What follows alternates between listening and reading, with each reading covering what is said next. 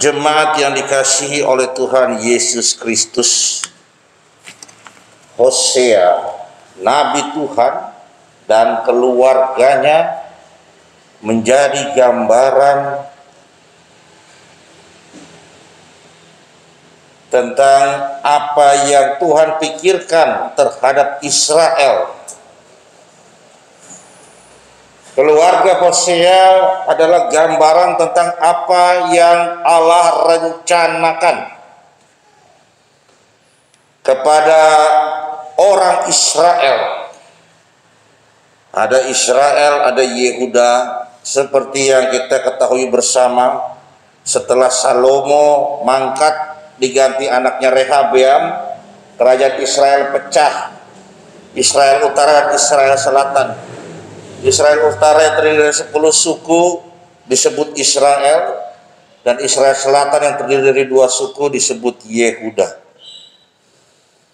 Nah, ini gambaran keluarga Hosea, inilah gambaran dari apa yang Allah pikirkan, yang Allah rencanakan kepada Israel Utara, Israel 10 suku itu. Karena Bapak Ibu Saudara, dari pertama kali berdirinya Israel Utara dengan raja yang namanya Yerobeam sampai pada berakhirnya kerajaan Israel Utara itu, tidak ada satu raja pun yang benar-benar menyembah Allah dengan setia. Tidak ada satupun raja yang benar-benar menyembah Allah dengan setia. Israel Utara beda dengan Yehuda. Jadi selama ratusan tahun eksisnya kerajaan itu, isinya cuma membangkang dari kehendak Tuhan. Isinya cuma pengkhianatan terhadap perjanjian mereka dengan Tuhan. Karena Yerobeam ketika menjadi raja itu memang sudah ditunjuk, sudah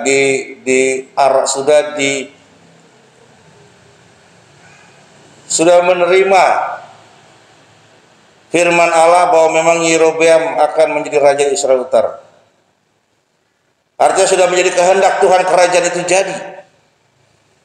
Dan Yerobeam diminta untuk setia taat kepada firman Tuhan. Tapi ya begitu. Sampai pada berakhirnya kerajaan itu isinya hanya pembangkangan kepada perintah Tuhan. Itulah yang membuat kemudian disimbolkan dengan Yisrael. Pada ayatnya yang keempat, berilah nama Yisrael kepada anak itu, anak laki-laki, anak pertama dari Hosea dan Gomer, diberikan nama Yisrael. Karena Yisrael itu lekat dalam ingatan orang Israel, bahwa di Yisrael itu keluarga Ahab dibantai habis oleh Yehu. Jadi Yisrael itu dalam ingatan orang Israel itu tanah yang berdarah, tanah pembunuhan, itu TKP yang bersejarah dalam ingatan orang Israel, bahwa disitulah dibantai Ahab dan keluarganya oleh Yehu, supaya ketika orang melihat anak pertama Hosea, Yisrael, Tuhan mau katakan bahwa kalian itu berdosa, sangat berdosa. Jadi nama anak pertama Hosea itu menggambarkan persepsi pandangan Allah tentang orang Israel yang berkubang darah, yang berkubang dengan dosa. Yisrael itu dosa. Anak kedua namanya Lo Ruhamma, anak perempuan. Aku tidak akan menyayangi kaum Israel dan sama sekali tidak akan mengampuni mereka. La ruhamma artinya tidak lagi menerima belas kasihan. Tidak lagi menerima belas kasihan. Ruhamma. Ruhamma itu artinya belas kasihan. Akar katanya rehem. Rehem, ruhamma, rahmat. Itu sama akar katanya. Rahim itu sama. Dari satu akar kata rehem, artinya adalah belas kasih. Rehem, rahmat, rahim, ruhamma. Lo ruhamma, tidak lagi mendapatkan belas kasihan. Dosa yang begitu melekat, membalur orang Israel, tidak lagi membuat Allah berbelas kasih kepada orang Israel. Sehingga kemudian muncullah nama anak ketiga yang disebut Lo Ammi. Sebab kamu ini bukanlah umatku, aku ini bukanlah Allahmu. Lo Ammi. Lo bukan Ammi umat, kamu bukan umatku lagi.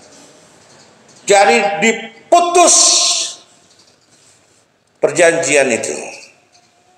Dan perjanjian intinya Tuhan menjadi Allah, Tuhan menjadi Allah kami, dan kami menjadi umat Tuhan.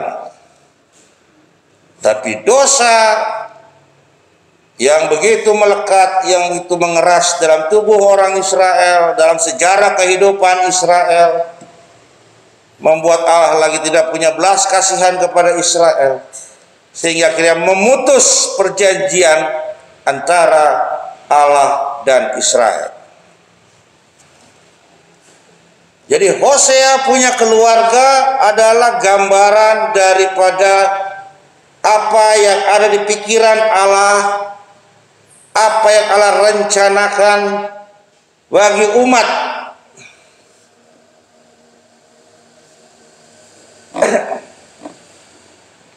Nah, Bapak Ibu Saudara, dari itu Tuhan mau mengatakan kepada kita saat ini untuk melihat kembali kepada keluarga kita. Keluarga kita sudah menjadi gambaran belum tentang apa yang Allah kehendaki bagi dunia di mana kita hadir di tengah-tengahnya? Apa yang Allah kehendaki bagi dunia di mana kita hadir di tengah-tengahnya? Yang Allah kehendaki bagi dunia di mana kita hadir di tengah-tengahnya itu adalah Yohanes pasal 3 ayat 17.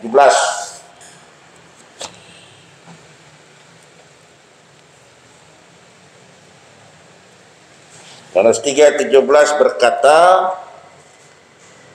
sebab Allah mengutus anaknya ke dalam dunia bukan untuk menghakimi dunia, melainkan untuk menyelamatkannya oleh dia. Yang Allah kehendaki bagi dunia di mana kita di tengah-tengahnya adalah menyelamatkan, selamatlah dunia ini. Bahkan Allah sampai menunda waktu untuk kiamat. Allah menunda waktunya untuk kiamat. Dalam 2 Petrus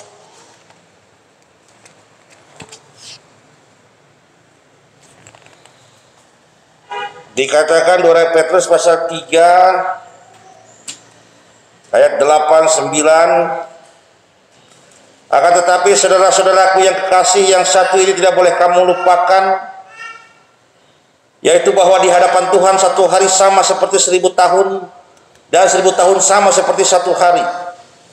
Tuhan tidak lalai menepati janjinya, sekalipun ada orang yang menganggapnya sebagai kelalaian. Tetapi ia sabar terhadap kamu, karena ia menghendaki supaya jangan ada yang binasa, melainkan supaya semua orang berbalik dan bertobat. Itu yang menjadi kehendak Allah bagi dunia di mana kita hadir di tengah-tengahnya. Nah, sekarang apakah keluarga kita sudah menjadi gambaran keselamatan itu? Apakah keluarga kita sudah menjadi gambaran daripada apa yang Allah kehendaki bagi dunia ini? Bapak Ibu Saudara yang dikasihi oleh Tuhan kita Yesus Kristus. Jadi memang benar bahwa keluarga sebagai tempat yang ruang lingkup atau ruang sosial terkecil itu sengaja Tuhan ciptakan agar setiap orang tidak sendiri ketika dia hadir tumbuh di dunia ini, tapi dengan sesamanya dia saling menopang, dia saling mendukung, dia saling menguatkan agar dia menjadi gambaran kehendak Allah yang mau menyelamatkan dunia ini. Gambaran Allah bagaimana dunia ini mesti hidup dalam kebahagiaan, karena tidak ada satupun manusia yang tidak mau bahagia. Tidak ada. Dari kita kecil kita sudah ditanamkan yang namanya rasa ingin bahagia sebagai rasa alam.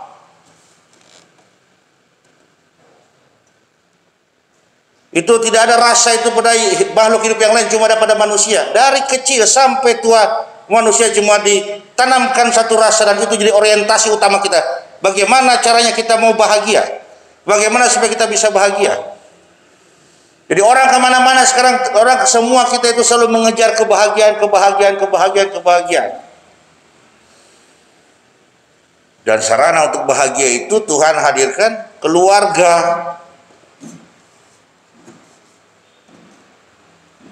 Sama seperti Adam yang sepadan, pertama dikasih hewan-hewan, tetap gak ketemu yang sepadan, akhirnya dikasih Hawa, sesamanya menjadi keluarga.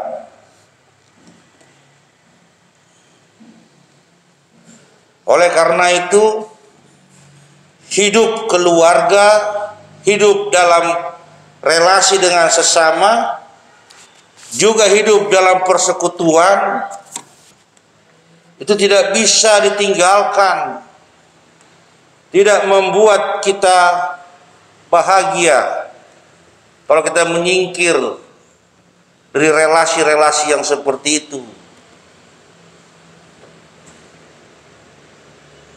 Meskipun tidak selalu relasi itu membuat kita nyaman atau berjalan sesuai dengan apa yang kita harapkan, tetapi tidak bisa itu dibuang begitu saja dan kita akan bahagia ketika kita lepas daripada relasi-relasi kita dalam keluarga, dalam persekutuan maupun dengan sesama masyarakat dan sebagainya. Karena dia ada untuk melengkapi kita, dia ada untuk mendukung kita, dia ada untuk menguatkan kita dalam menjalani kehidupan ini dan dalam mencapai kebahagiaan itu sendiri. Apalagi yang namanya relasi dengan sesama itu kembali kepada diri kita sendiri. Gak selalu baik kita itu, pasti ada buruknya. Gak selalu kuat, pasti ada lemahnya. Gak selalu benar, pasti ada salahnya. Bagaimana kita memandang diri kita tidak sempurna ini, demikian juga lah yang kita pandang terhadap keluarga, terhadap persekutuan, terhadap hidup kita berelasi dengan sesama yang lain.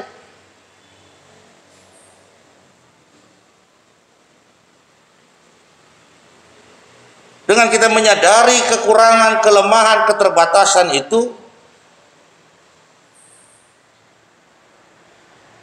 kita bisa lebih leluasa untuk menikmati hal-hal lain yang ada pada sesama kita, ada pada keluarga dan persekutuan kita, yang itu dapat menolong kita untuk bisa bahagia hidup ini.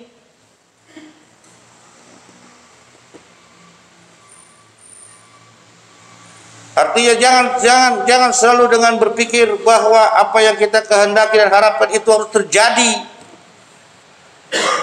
Jangan manja. Jangan manja dalam hidup berkeluarga, dalam hidup bersekutu, dalam hidup bermasyarakat. Jangan manja. Minta semua harus penuhi keinginan kita, sementara kita sendiri tidak mau berupaya dan bertekad untuk membahagiakan keluarga kita, jemaat persekutuan, masyarakat dan sebagainya. Tapi minta semua perhatikan kita. Oh, tolong perhatikan saya, perhatikan kebutuhan saya dong, dan sebagainya. Tapi kita sendiri tidak pernah usaha dan ekstra usaha. Orang Kristen hadir di dunia dengan sebuah prinsip, lebih baik memberi daripada menerima. Tuhan kita Yesus Kristus hadir di dunia dengan mengatakan, lebih baik memberi daripada menerima. Saya datang untuk melayani, bukan dilayani. Jadi bawa prinsip itu kita dalam kehidupan kita dengan sesama, baik dalam keluarga, persekutuan jemaat, maupun dalam hidup bermasyarakat. Jangan cuma bisanya nanya apa yang dilakukan keluarga bagi saya, apa yang dilakukan gereja bagi saya, apa yang dilakukan masyarakat bagi saya, apa yang dilakukan bangsa dan negara bagi saya. Pertanyaan itu tolong itu turunkan itu. Orang Kristen dimanapun dia berada, pertanyaannya buat dia adalah, apa yang saya berikan bagi keluarga saya? Apa yang saya tanamkan bagi persekutuan saya? Apa yang saya tabur bagi bangsa dan negara saya? Karena saya datang bukan untuk dilayani, tapi untuk melayani. Karena lebih baik bagi seseorang dia hidup untuk memberi, bukan untuk menerima. Nah, itu akan membuat kita hadir sebagai pribadi-pribadi yang membawa gambaran tentang apa yang Tuhan pikirkan, apa yang Tuhan kehendaki dalam keluarga kita, dalam persekutuan kita, dalam masyarakat kita. Ketika kita mau memberikan yang terbaik yang Tuhan hadirkan dalam kehidupan kita. Tuhan Yesus memberkati. Amin.